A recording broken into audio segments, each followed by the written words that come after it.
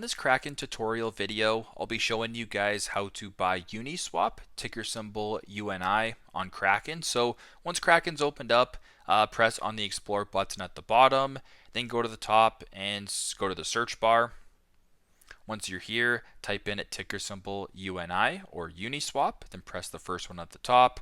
Once you're on Uniswap, you can go to the bottom and press on Buy Uniswap or the purple button. Once you're here, type in the amount. So if you wanted to do $20, for instance, type in that amount. If all looks good, you want to proceed, press on the purple arrow.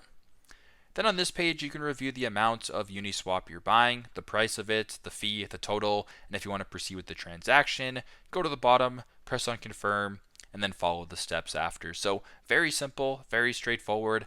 This is how to buy Uniswap on Kraken. Thanks again for watching, and I hope this video helps.